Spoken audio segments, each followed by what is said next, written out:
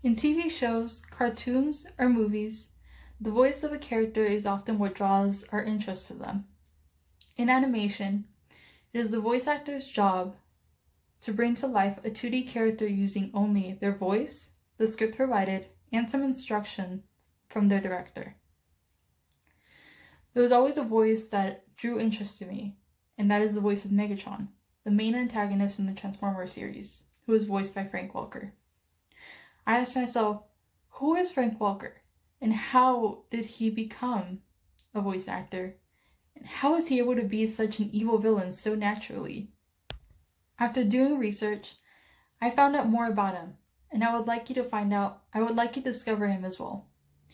Today we'll be informing you about how Frank Welker came to be a voice actor, and how he became the voice of childhood for so many.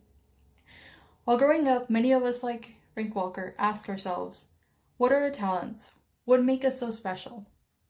Frank Welker told Laura Lee from the Chicago Tribune, as far back as I can remember, I can mimic, whether it was people or animals. Always Bill Cosby, Sean Connery, it's always so much fun. And then to have the animals, you know how actors love to get into a part? So you have more fun with voices. With the discovery of his talent, Frank Welker knew he wanted to be an entertainer, as he told the Chicago Tribune. Welker also told voice actor Sam Hughes that he was primarily a camera actor. He did some commercials here and there, some TV shows, some movies, and eventually became a stand-up comedian. Welker tells Hughes, I did a lot of sounds and impersonations, which I did all my life, and crazy goofy stuff, so it fit nicely into stand-up. Welker continued his career in stand-up comedy till a new path opened up for him, voiceover. While filming commercials, he often delved into the attempt to voiceover. Welker tells Hughes about voiceover, I found them fun and wide open in terms of roles. I wasn't limited to a 22-year-old kid in college with a C average. Frank Welker continued his commercials, and eventually, one of his commercials led to his major role in our childhoods. The Washington Post writes, Welker's barnyard of voices landed him a dog food commercial, which got him to an audition for a new Hanna-Barbera show about a food-crazed dog named Scooby-Doo. Welker was eventually cast, but as a teenage straight man, Fred Jones. After the death of the original actor Don Messick, Frank Welker took over the role of Scooby-Doo and continued his role as Freddy. As he continued his role for both of them, he began slowly creating a path that would eventually make him a part of each of our childhood. Welker is also known as the original voice actor for Megatron and Soundwave from the original 1984 Transformers cartoon, and then later on he reprised the role in the Bayverse movie as well as the Transformers Prime series. Welker is also known for his role as Curious George. Yes, the monkey. Not the man in the yellow hat.